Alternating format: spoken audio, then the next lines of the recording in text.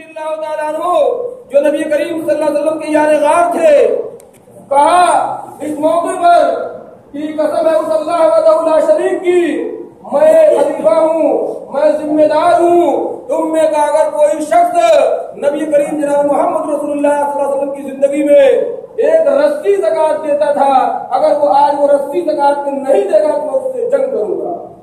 یہ دیکھیے ایک ذمہ دار کس طریقے سے اپنی ذمہ داری کو انجام دے رہا ہے کہ نبی کریم جناب محمد رسول اللہ صلی اللہ علیہ وسلم کے بعد ایک بڑی ذمہ داری آئی اور اس ذمہ داری کو کس طریقے سے امانت داری اور جانبداری کے ساتھ انجام دے رہا ہے۔ آج خلفائے راشدین کی پوری ان کے حالات، ان کی پوری تاریخ ہمارے سامنے الحمدللہ موجود ہے۔ خلیفہ ثانی حضرت عمر فاروق رضی اللہ تعالیٰ عنہ کا پورا دور اور ادھر سے پوری اسلامی تاریخ بھری پڑی ہے۔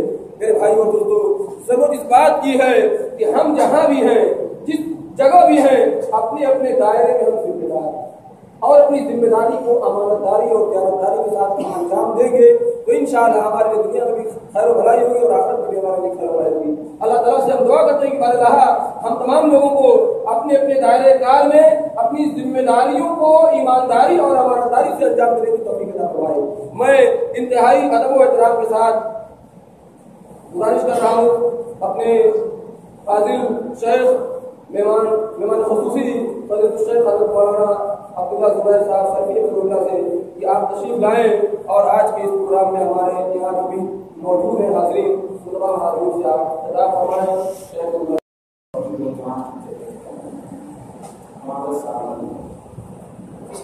سب سے پہلے تو اللہ کا لاکھ لاکھ کرم ہے، احسان ہے، اللہ رب العزت نے دنیا کی دیگر مصروفیات کے باوجود اپنے فضل سے ہمیں اس بات کی توفیق دی کہ ہم آپ یہاں پر کرتے ہیں۔ دنیا میں ابھی اس وقت انہی اوقات میں نہ جانے کتنے لوگ اپنی دنیاوی مشاغل میں مختلف کاموں میں مشغول ہوں گے، لیکن سب سے بہترین کام یعنی اللہ کا ذکر کرنا، اس کے ذکر کی مجلس میں بیٹھنا اور اس کے دین کی باتیں سننا اور سنانا یہ ایک بہترین کام۔ اس کام کے لیے اللہ رب العزت نے ہمیں یہاں اکٹھا کیا اور جیسا کہ ہم آپ سنتے آئے ہیں صحیح حدیث میں مذکور ہے، مسلم کی روایت ہے کہ آپ صلی اللہ علیہ وسلم نے فرمایا کہ جب کہیں پر اللہ کا ذکر ہوتا ہے تو فرشتے اس مجلس کو اپنے پروں سے ڈھک لیتے ہیں، یعنی اس مجلس میں بیٹھنے والا ہر فرد اللہ رب العزت کی رحمت کے سائے میں ہوتا ہے۔ حفظ کو ملائکہ فرشتے ڈھک لیتے ہیں۔ کتنے بڑے فخر و اعزاز کی بات ہے کہ ہم اپنے گھروں میں ہوتے ہیں، اپنے کاروبار میں، اپنے دکانوں میں، مختلف جگہوں پہ، لیکن وہ فضیلت نہیں ہے جو ابھی اس مجلس کی فضیلت ہے کہ ہم فرشتوں کے پروں سے ڈھکے ہوئے ہیں، جس کا ہمیں احساس و شعور نہیں، لیکن آپ صلی اللہ علیہ وسلم نے خبر کی ہے تو ہمیں ایمان رکھنا واجب۔ مسلمان دنیا میں آیا، نبی کریم صلی اللہ علیہ وسلم کی بعثت اللہ رب العزت نے کی تاکہ اللہ کے بندے جہنمیوں والا کام چھوڑ کر جنتیوں والا کام کریں، شرک چھوڑ کر توحید کی جانب آ جائیں۔ نبی کریم صلی اللہ علیہ وسلم جب اس دنیا میں تشریف لائے، پھر جب آپ کو نبی بنایا گیا تو تمام نبیوں کا جو کلمہ تھا آپ صلی اللہ علیہ وسلم کو بھی وہی کلمہ دیا گیا۔ آپ صلی اللہ علیہ وسلم نے مکے کی پہاڑی پہ چڑھ کے لوگوں کو لا الہ الا اللہ کی دعوت دی۔ آپ نے کہا تھا کہ قولوا کلمۃ واحدۃ، کہ مکہ کے لوگوں تم ایک کلمہ لا الہ الا اللہ کہہ دو، بہا تغلبون العرب، اس ایک کلمے کے ذریعے تم عرب کے بادشاہ بن جاؤ گے، وتدین لکم العجم، اور عرب کے علاوہ جو عجم کی سرزمین ہے وہ تمہارے زیر نگین ہوگا، تم اس کے بھی بادشاہ اور اس کے بھی فرمان روا بن جاؤ گے۔ یہ ایک کلمہ اتنا طاقتور کلمہ، جب نبی صلی اللہ علیہ وسلم نے مکہ کی پہاڑی پہ چڑھ کر کے لوگوں کو بلایا اور اسی کلمے کی دعوت دی، کہا کہ اے لوگوں اگر میں یہ خبر دوں کہ اس پہاڑی کے پیچھے دشمن چھپا بیٹھا ہے تو تم میری بات کی تصدیق کرو گے؟ مکہ کے تمام لوگوں نے بیک زبان کہا کہ ہم نے تو کبھی بھی آپ کو سچ کے علاوہ کچھ کچھ کہتے ہوئے سنا ہی نہیں. جھوٹ کا تو آپ کے تعلق سے ہمارا تجربہ ہے ہی نہیں. ضرور پیچھے دشمن چھپا. آپ صلی اللہ علیہ وسلم نے جب انہیں کہا کہ تم تمام معبودان باطلہ کی پرستش چھوڑ دو, لا الہ الا اللہ کی گواہی دو, ناراض ہو گئے لوگ. طرح طرح کے الزامات آپ پہ لگانے لگے. صرف توحید کی دعوت ہی تو آپ نے دی. کیا فرق پڑتا اگر وہ لوگ ہمارے اور آپ کی طرح لا الہ الا اللہ کی گواہی دے دیتے, لا الہ الا اللہ کی گواہی بھی دے لیتے, لات و عزا اور منات کی پوجا بھی کر لیتے. اگر ان کو یہ بات سمجھ میں آتی کہ لا الہ الا اللہ کی گواہی کا مطلب یہ ہے کہ کلمہ پڑھ لو, اب آزاد ہو گئے, جو دل میں آئے کرتے رہو, بس کلمہ پڑھ لینا ہے. نہیں, ہم سے اور آپ سے, چاہے آج کے دور میں اگر کوئی اجمی شخص عربی زبان کا چاہے کتنا بھی جانکار ہو جائے, عرب کے ایک عام شخص سے جو کہ عربی جس کی زبان تھی, ہم اور آپ میں کا کوئی فرق اس سے زیادہ عربی کی فہم نہیں کر سکتا. جب نبی نے کہا کہ لا الہ الا اللہ کہو, تو انہوں نے کہا تھا اجعل آلہۃ الہ واحدہ, ارے اس نے تو سارے معبودوں کا ایک معبود بنا ڈالا, ایک اللہ کی عبادت کی دعوت دے رہا ہے. ان ھذا لشیء عجاب, یہ تو بڑی عجیب و غریب چیز ہے. یعنی کہ ان کو بڑا تعجب ہوا, گویا کہ وہ لا الہ الا اللہ کے مفہوم کو سمجھتے تھے. لا الہ الا اللہ کی بڑی عظمتیں, اور یہ لا الہ الا اللہ کا کلمہ سراپا توحید ہے, توحید ہی توحید ہے. اور وہ اتنے سمجھدار تھے کہ اس کلمے کو سمجھ گئے کہ اس کی گواہی دینے کا مطلب کیا ہے, کس دین کو ہمیں قبول کرنا ہے. لیکن آج افسوس کا مقام ہے کہ لا الہ الا اللہ کو بار بار سمجھانا پڑتا ہے. لا الہ الا اللہ کی عظمت آپ دیکھیں.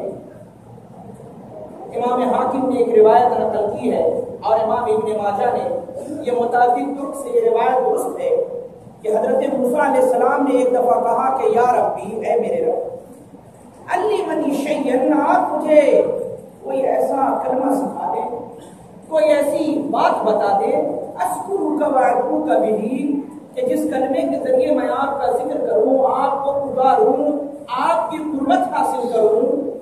اللہ رب العزت نے کہا کہ قل یا موسیٰ لا الہ الا اللہ, اے موسیٰ لا الہ الا اللہ کی گواہی دے دو, لا الہ الا اللہ کہو. موسیٰ علیہ السلام نے کہا کہ کل عبادک یقولون ھذا, اے اللہ تیری تو تمام مخلوق لا الہ الا اللہ کی گواہی دیتی. گویا کہ موسیٰ علیہ السلام کچھ اسپیشل کلمہ اللہ سے طلب کر رہے تھے. لا الہ کے کلمے کو انہوں نے اتنی اہمیت کا حامل نہ سمجھا, کہا کل عبادک یقولون ھذا. اللہ رب العزت نے یہ سمجھانا چاہا کہ موسیٰ, اگر ساری دنیا کے لوگ لا الہ الا اللہ کی گواہی دیتے ہیں تو کیا اس کلمے کی تاثیر کم ہو جائے گی؟ فرمایا اللہ رب العزت نے کہ لو ان السماوات السبع وآمرهن غیری والارضین السبع, کہ اگر یہ ساتوں آسمان اور اس کی تمام مخلوقات سوائے میرے, اور یہ ساتوں زمین فی کفۃ, ترازو کے ایک پلڑے میں رکھ دیے جائیں, لا الہ الا اللہ فی کفۃ, اور لا الہ الا اللہ کا کلمہ ترازو کے ایک پلڑے میں رکھ دیا جائے, مالت بہن لا الہ الا اللہ, لا الہ الا اللہ کا پلڑا چھوٹ جائے گا. اور امام حاکم نے بھی ایک روایت نقل کی کہ اللہ رب العزت قیامت کے دن اپنے گناہگار بندے کو اپنے قریب بلائے گا, قریب بلائے گا, بالکل قریب بلائے گا. قیامت کے دن اس کے گناہوں کے 99 رجسٹر ہوں گے. کتنے رجسٹر؟ 99. حدیث کے اندر الفاظ ہیں, اس کا مفہوم یہ ہے کہ اس کے گناہوں کے رجسٹر کتنے بڑے بڑے ہوں گے؟ 99. تا حد نگاہ, یعنی انسان کی نگاہ جہاں تک چلی جائے اتنے لمبے رجسٹر ہوں گے. کتنا گناہ ہوگا, کتنا گناہ ہوگا. اللہ اس کو قریب بلا کر کے کہے گا کہ میرے بندے, کیا بندہ ڈرتے ڈرتے اللہ کے قریب آئے گا. اللہ کہے گا کہ کیا ان گناہوں کو تو نہیں کیا ہے؟ اظلمک کتبیا الحافظون, کیا کہیں میرے محافظ فرشتوں نے کچھ لکھنے میں گڑبڑی تو نہیں کر دی؟ تو نہیں کیا ہے نا یہ گناہ, یا لکھنے میں کچھ گڑبڑی ہو گئی ہمارے فرشتوں سے؟ اظلمک کتبیا الحافظون,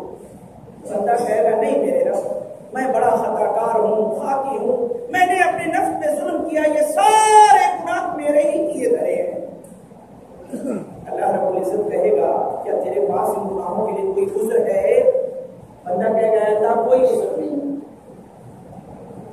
اللہ رب العزت کہے گا کہ کیا تیرے پاس کوئی نیکی ہے؟ بندہ کہے گا اللہ کوئی نیکی نہیں ہے میرے پاس. اللہ رب العزت کہے گا کہ ان لک عندنا حسنہ، اے میرے بندے تیری ایک نیکی میرے پاس محفوظ کر کے رکھی ہوئی ہے. فیخرج له بطاقہ، اس کے لیے اللہ رب العزت ایک کاغذ کا ٹکڑا نکلوائے گا. فیہا اشہد ان لا الہ الا اللہ واشہد ان محمدا عبدہ. اس کلمے اس کاغذ کے ٹکڑے پہ لا الہ الا اللہ کی گواہی نہیں جو موجود ہوگی. بندہ کہے گا کہ اللہ تو میرے ساتھ مذاق کر رہا ہے. کہاں گناہوں کے لیے 99 لمبے رجسٹر گناہوں کا اتنا طویل سلسلہ، کاغذ کا یہ چھوٹا سا ٹکڑا. اللہ کہے گا نہیں، آج تیرے اوپر ظلم نہیں ہوگا. پھر اس کے گناہوں کے 99 رجسٹر کو جو 2 حد نکاح ہے اس کو ایک پلڑے پہ اللہ ڈالے گا اور لا الہ الا اللہ کی گواہی والا کاغذ ایک پلڑے پہ ڈالے گا. لا الہ الا اللہ کی گواہی والا پلڑا رک جائے گا. اتنی اہمیت ہے. لیکن میرے بھائی کیا لا الہ الا اللہ کے کلمے کو ابو جہل، عتبہ، شیبہ اور ولید نے تو سمجھ لیا تھا؟ کیا ہم سمجھ سکے اللہ کی قسم نبی نے جو کہا تھا کہ تم اس ایک کلمے کی گواہی دو تم دنیا کے بادشاہ بن جاؤ گے، عزت تمہاری ہوگی، حکومت تمہاری ہوگی، ہر طرف سرخروئی تمہاری ہوگی، امن و امان میں تم رہو گے. لیکن ہم بڑے نافہم اور ناسمجھ نکلے، کلمہ کی گواہی کو سمجھ نہ سکے. لا الہ الا اللہ میرے بھائی سراپا یہ کلمہ توحید ہے. کیسے؟ یہ کلمہ 2 جز پہ مشتمل ہے. لا الہ الا اللہ. لا الہ یعنی کہ نہیں ہے کوئی معبود برحق، نہیں ہے کوئی ذات پرستش کے لائق، نہیں ہے کوئی ذات سجدے کے لائق، نہیں ہے کوئی ذات بیٹے یا بیٹیاں مانگنے کے لائق، نہیں ہے کوئی ذات شبیہ نیاز ہم کرنے کے لائق الا اللہ، مگر یہ کہ اللہ، یعنی ایک اللہ کی ذات. ترجمہ بہت ہی آپ کو سمجھ میں آیا، لیکن غور کریں اس کلمے پہ.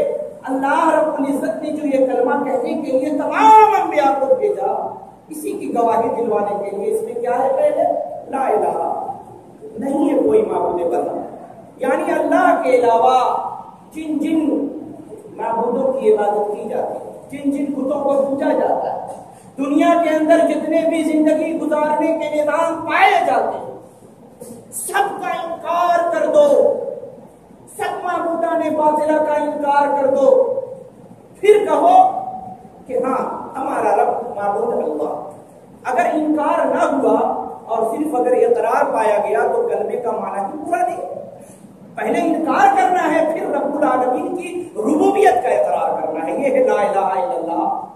اور اسی لا الہ کو محدثین نے، ائمہ نے کہا کہ اس کا مطلب کیا ہے؟ کفر بالطاغوت، یعنی طاغوت کا انکار کرنا. اور الا اللہ کا مطلب ایمان باللہ، یعنی کفر بالطاغوت، طاغوت کا انکار اور اللہ پر ایمان. انہی 2 چیزوں کے مجموعے کا نام کیا ہے؟ اسلام. مسلم کی صحیح روایت ابو ہریرہ رضی اللہ عنہ راوی ہے، اسی مفہوم کی تائید کرتے ہوئے فرما رہے ہیں کہ اللہ کے رسول صلی اللہ علیہ وسلم نے کہا کہ من قال لا الہ الا اللہ، جس شخص نے لا الہ الا اللہ کی گواہی دی، وکفر بما یعبد من دون اللہ، اور اللہ کے علاوہ جن چیزوں کی عبادت کی جاتی ہے سب کا انکار کر دیا، تو حرم مالہ ودمہ، تو اس کا خون اور اس کا مال مسلمان کے لیے حرام ہوگا. وحسابہ علی اللہ، اور اگر کلمہ پڑھنے کے بعد اس نے کوئی بدمعاشی کی، کہیں گڑبڑی کی، کہیں ڈنڈی ماری، اس کا ذمہ دار اللہ ہے، اللہ اس سے حساب لے لے گا.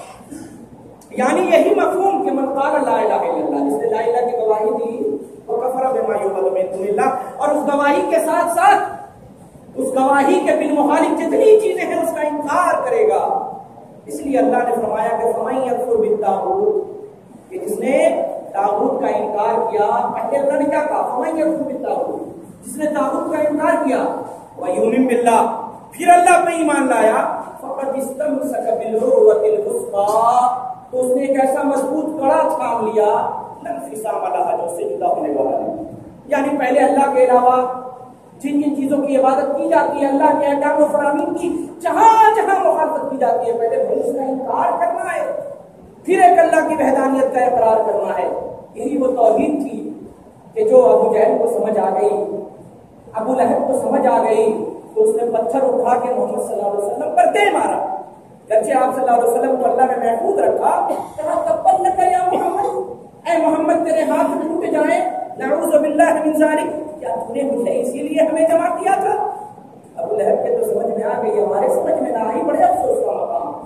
توحید وہ سمجھ گئے کہ اللہ کے رسول کس چیز کی دعوت دے رہے ہیں۔ نبی صلی اللہ علیہ وسلم نے الوہیت کی دعوت دی تھی، توحید الوہیت، اس کلمے کے ذریعے۔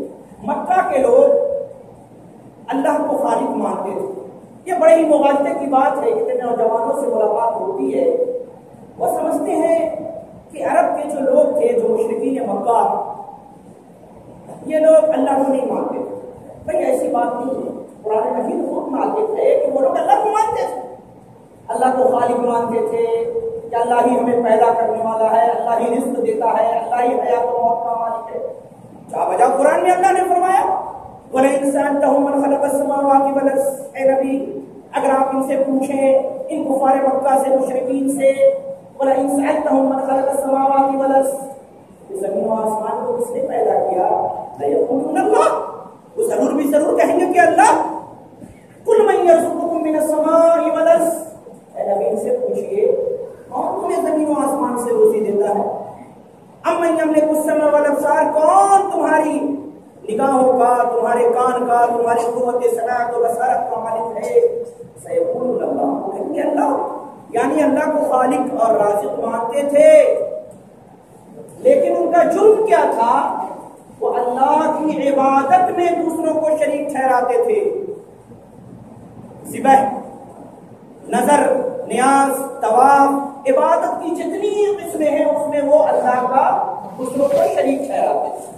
جب وہ حج کرتے تھے مشرکین مکہ، اللہ اکبر، وہ حج بھی کرتے تھے، وہ روزے بھی رکھتے تھے۔ ان کے یہاں زمانہ جاہلیت میں عاشورے کا روزہ تھا۔ حضرت ابو ذر رضی اللہ عنہ کے بارے میں آتا ہے کہ زمانہ جاہلیت میں نماز پڑھتے تھے، جیسے بھی جو طریقہ رہا ہو، جس انداز سے بھی وہ نماز پڑھتے رہے ہو، یہاں تک کہ اتنے نیک لوگ تھے کہ جب خانہ کعبہ ٹوٹ گیا، برسات میں ڈھہ گیا، خانہ کعبہ کو جب بنانا ہوا تو انہوں نے کہا لا تدخلوا فیہ الا من کسبکم الطیب، کہ تم اس گھر کے اندر اپنی صرف پاکیزہ کمائی لگانا، لا تدخلوا فیہ محربتین، اس کے اندر کسی ناچنے گانے والی، کسی طوائف کی کمائی یا کوئی حرام مال نہ لگانا، اللہ کے گھر کی تعمیر کے لیے۔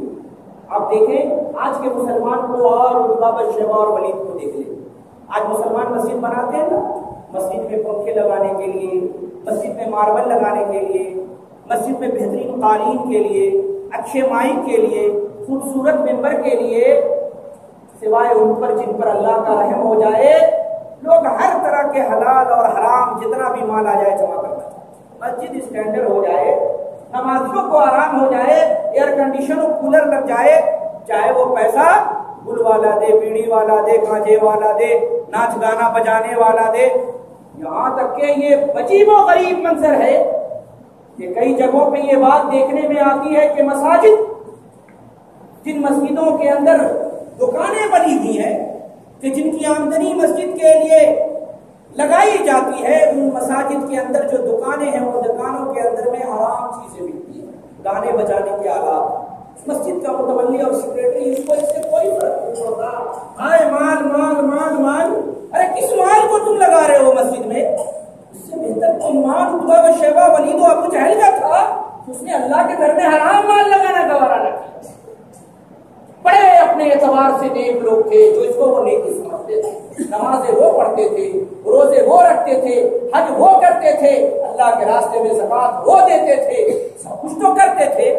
حج کے موقع پہ تلبیہ پکارتے تھے، لبیک اللہم لبیک لا شریک لک لبیک، اے اللہ تیرا کوئی شریک نہیں، آگے کہتے تھے الا شریکا هو لک، سوائے اس شریک کے کہ جس کو تو نے اپنا شریک بنایا ہے، تملکہ وما ملک، اس شریک کے اختیار میں جو ہے اس کا بھی مالک تو ہے اور اس شریک کا بھی مالک تو ہے۔ سب گھوٹالا یہی پر آ کر کے کرتے تھے۔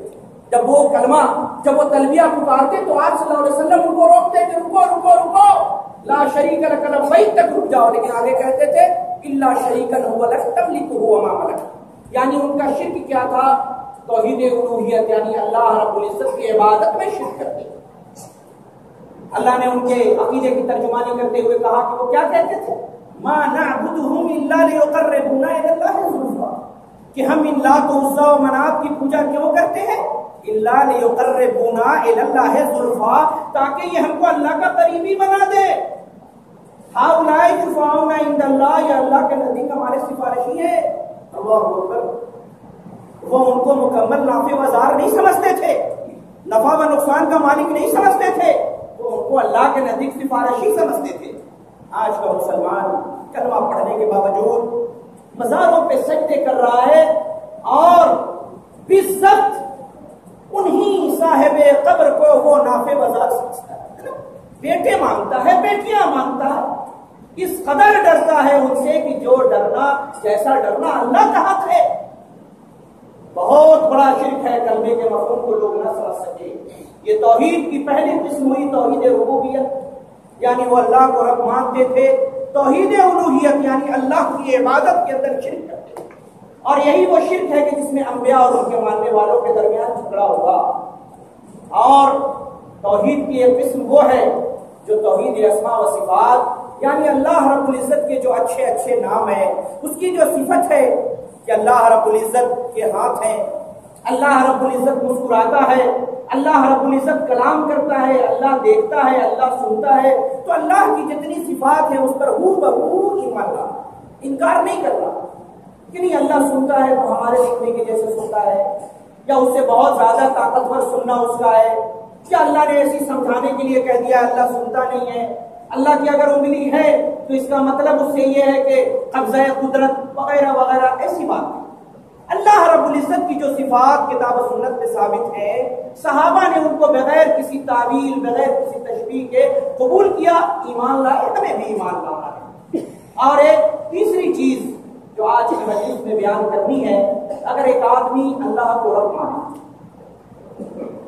اللہ ہی کی عبادت کرے، کسی غیر کی پرستش نہ کرے، تمام اسماء و صفات کے اوپر ایمان بھی لے آئے، لیکن جب اللہ کے رسول کے اتباع کی باری آئے تو رسول کی اتباع سے وہ پیچھے ہٹنے لگے۔ منافقین، جن لوگوں نے اللہ کے رسول پر کوئی ایمان لایا، بظاہر اتباع کے اندر پیچھے ہٹتے تھے۔ لات و عزا منات کی پرستش تو انہوں نے چھوڑ دی تھی، اسی لیے خطبہ مسنونہ کے بعد قرآن کریم کی ایک آیت پڑھی گئی، کیا انما کان قول المؤمنین اذا دعوا الی اللہ ورسولہ لیحکم بینہم، مومنین کا قول کیا ہوتا ہے؟ اذا دعوا الی اللہ ورسولہ لیحکم بینہم، جب انہیں بلایا جاتا ہے کہ آؤ اللہ اور اس کے رسول کی طرف تاکہ تمہارے معاملے کا فیصلہ کر دیا جائے، ان یقولوا سمعنا واطعنا، وہ کہتے ہیں کہ ہم نے سنا اور اطاعت۔ سننے کے بعد کسی چور چرا کی کوئی گنجائش نہیں ہوتی، سمعنا واطعنا۔ اگر سمینا کی صفت پائی گئی، ہم نے نبی کی بات سن لی، اطانا سے نکل گئے تو ہم ایمان سے بھی نکل گئے، سمینا و اطانا۔ منافقین اور مشرکین کیا تھے؟ سنتے تو تھے، عمل نہیں کرتے۔ اسی لیے جو ہم نے کہا کہ لا الہ الا اللہ کا معنی اور مفہوم، کہ پہلا لا الہ کفر بالطاغوت، یعنی طاغوت کا انکار کرو، الا اللہ یعنی ایمان باللہ، یہی طاغوت کا انکار کب ہوگا؟ جب ہم ہر معاملے میں اللہ کے رسول کی اتباع کریں گے، اور اگر ہم نے رسول کی اتباع چھوڑ دی تو گویا کہ ہم نے لا الہ الا اللہ کے پورشن کو چھوڑ دیا، کلمہ کے آدھے جز پہ عمل ہی نہیں کیا، اللہ کو تو معبود مان لیا لیکن لا الہ کو ہم نے چھوڑ دیا، تو کلمہ ہی مکمل کہاں ہوا؟ طاغوت کا انکار۔ اللہ رب العزت نے قرآن میں کیا کہا؟ الم تر الی الذین یزعمون انہم آمنوا بما انزل الیک وما انزل من قبلک، اے نبی کیا آپ نے ان لوگوں کو نہیں دیکھا؟ الم تر الی الذین یزعمون، جن کا یہ گمان ہے، جو یہ دعویٰ کرتے ہیں، الم تر الی الذین یزعمون انہم آمنوا بما انزل الیک وما انزل من قبلک، جو یہ دعویٰ کرتے ہیں کہ رسول اے محمد صلی اللہ علیہ وسلم ہم آپ کی شریعت پر بھی ایمان لائے اور اس سے پہلے کی سابقہ شریعتوں پر بھی ایمان لائے.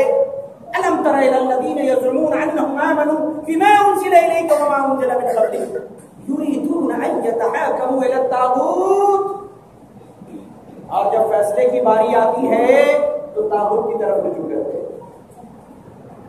یریدون ان یتحاکموا الی الطاغوت وقد امروا، حالانکہ انہیں اس بات کا حکم دیا گیا تھا یکفروا بہ، کہ وہ طاغوت کا انکار کر دیں. وَيُرِيدُ الشَّيْطَانُ أَن يُضِلَّهُمْ ضَلَالًا بَعِيدًا، شیطان کو چاہتا ہے کہ تمہیں گمراہیوں کے اندر بھٹکا کر کے راہ راست سے بہت دور لے کر کے چلا جائے. فیصلے کی باری آتی ہے تو طاغوت کی طرف جاتے ہو. الم تر الی الذین یزعمون، وہ دعویٰ کرتے ہیں. یزعمون کا لفظ عربی میں وہاں بولا جاتا ہے جب یہ دعویٰ کچھ کیا جا رہا ہو، عمل کچھ کیا جا رہا ہو، یعنی عمل جب دعویٰ کے خلاف ہو تو یزعمون کہا جاتا ہے. ان کا عمل کچھ تھا، دعویٰ کچھ تھا. اسی لیے تو اللہ نے کہا وَمَا كَانَ لِمُؤْمِنٍ وَلَا مُؤْمِنَةٍ إِذَا قَضَى اللَّهُ وَرَسُولُهُ أَمْرًا، کسی مومن مرد و عورت کے لیے یہ گوارا نہیں. وَمَا كَانَ لِمُؤْمِنٍ وَلَا مُؤْمِنَةٍ إِذَا قَضَى اللَّهُ وَرَسُولُهُ أَمْرًا، جب اللہ اور اس کا رسول کوئی فیصلہ کر دے ان یکون لهم الخیرۃ من امرهم، تو پھر اس فیصلے میں کسی مومن و مسلم کو کسی اختیار کی گنجائش نہیں رہتی. فیصلہ آ گیا سر جھکا دینا، مان لینا. اللہ نے اسی کو دوسری جگہ قرآن میں کہا فلا وربک لا یؤمنون، اللہ کی قسم ہے نبی یہ لوگ مومن نہیں ہو سکتے، تیرے رب کی قسم یہ مومن نہیں ہو سکتے. فلا وربک لا یؤمنون حتی یحکموک فیما شجر بینہم، جب تک کہ یہ اپنے تمام آپسی اختلافات کے اندر جو بھی نزاع ہو، جو بھی جھگڑا ہو، اس میں تجھے اپنا جب تک کہ حکم نہ مان لے، اپنا منصف نہ مان لے، اپنا جج نہ مان لے، اپنا حاکم نہ مان لے، ثم لا یجدوا فی انفسہم حرجا مما قضیت ویسلموا تسلیما. اے نبی اور جب آپ فیصلہ کر دیں تو یہ بغیر کسی تنگی کے اس فیصلے کو مان لے، سر تسلیم خم کر دے، دل میں تنگی محسوس نہ کرے. گویا کہ اگر نبی کے فیصلے کو مان بھی لیا، تنگی کے ساتھ اگر مانا تب بھی ایمان سے نکل جا رہا ہے. تنگی نہیں ہونی چاہیے، دل میں کراہیت کے ساتھ نہیں ہونا چاہیے، بس نبی کا حکم ہے مان لینا ہے. یہی تو طاغوت کا انکار ہے.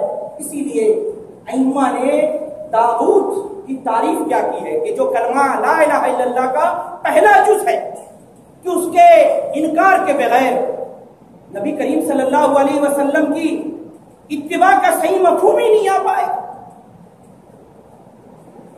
آپ دیکھیں کہ اللہ رب العزت نے سورہ آل عمران میں کیا کہا، غور کریں. فرمایا قل اطیعوا اللہ والرسول، اے نبی کہہ دیجئے کہ تم لوگ اللہ اور اس کے رسول کی اتباع کرو. فَإِن تَوَلَّوْا، اگر ان لوگوں نے پیٹ پھیرا، اعراض کیا، اگر تم لوگوں نے اعراض کیا، فَإِن تَوَلَّوْا فَإِنَّ اللَّهَ لَا يُحِبُّ الْكَافِرِينَ، اللہ اکبر.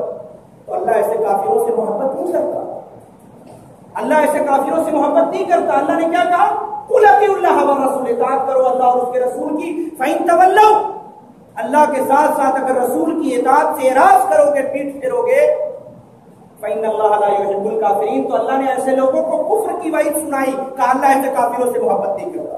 کتنی بڑی بات ہے کہ کہیں ہم رسول کی باتوں کو ایسے ہی ہلکے میں لے کر کے نمازیں پڑھتے رہیں، روزے رکھتے رہیں، سجدے کرتے رہیں، تراویح و تہجد پڑھتے رہیں، صدقہ و خیرات و زکات کرتے رہیں. اللہ کی لسٹ میں کہیں ہمارا نام غیر مسلموں والی لسٹ میں نہ آ جائے. زندگی بھر ہم عمل کر کر کے تھک جائیں، ہماری پیشانیوں پہ سجدوں کے نشان ہو، عقیدے کے اعتبار سے اللہ کی لسٹ میں کہیں ایسا نہ ہو کہ ہم اسلام سے خارج ہو جائے. دنیا بھر مغالطے میں رہیں کہ ہم مسلمان ہیں، مسلمان ہیں، آدھار کارڈ میں بھی مسلمان، راشن کارڈ میں بھی مسلمان، ووٹر کارڈ میں بھی مسلمان، سارے کارڈوں میں مسلمان، رب العالمین کے کارڈ کے اندر مسلمان نہیں. اس بات پہ غور کرنا چاہیے، کیونکہ میرے بھائی ہمیں اور آپ کو سب کو مر کر کے اپنی قبروں پہ جانا. نہ ہمارے اور آپ کے ساتھ نہ مسجد کا امام جائے گا، نہ کوئی مولانا جائے گا، نہ کوئی پیر جائے گا، نہ ہمارے اقربا جائیں گے. ہم جائیں گے، تنے تنہا جائیں گے. قبر کی تاریکی ہوگی، سناٹا ہوگا، فرشتے ہوں گے، سوال و جواب ہوگا. اس عالم مقام میں جس شخص نے اللہ کے رسول کی سچی اتباع کی ہوگی، طاغوت کا انکار کیا ہوگا، لا الہ کا جو مطلب ہے یعنی کلمہ کے دونوں جز پہ عمل کیا ہوگا، نبی کی مکمل اطاعت کی ہوگی، یعنی رب العالمین کی توحید ربوبیت کو بھی مانا ہوگا، الوہیت کو بھی مانا ہوگا، اسماء و صفات کو بھی مانا ہوگا، اور توحید اتباع پہ بھی عمل کیا ہوگا، یعنی نبی کی رسالت کے بعد اور کسی کی اتباع اس نے نہ کی ہو، صرف نبی کی اتباع کی ہوگی۔ نبی کی اتباع میں اس نے کسی امتی کو شریک اگر نہ کیا ہوگا تو قبر میں وہ جواب انشاءاللہ دے لے جائے گا جب اس سے پوچھا جائے گا کہ من ربک کا تیرا رب کون، ما دینک کا تیرا دین کیا ہے، اس شخص کے بارے میں تو کیا کہتا ہے، وہ کہے گا کہ یہ تو میرے نبی ہے محمد صلی اللہ علیہ وسلم۔ ابن ماجہ کی صحیح روایت علامہ البانی نے اس کو سلسلۃ الاحادیث الصحیحہ میں ذکر کیا کہ قبر کے اندر دو لوگوں کو اٹھایا جائے گا، ایک نیک انسان کو اس سے پوچھا جائے گا، فرشتے سوال کریں گے، وہ جواب دے گا آرام سے، فرشتے پوچھیں گے کہ تو نے جو ان چیزوں کا جواب دیا یہ علم تجھے کہاں سے آیا، بعض روایتوں میں یہ بھی ہے کہ یہ بھی پوچھا جائے گا، وہ کہے گا میں نے اللہ کی کتاب رات بھر تلاوت کی، اللہ کے رسول کے احکامات کو سنا، اس پر ایمان لایا۔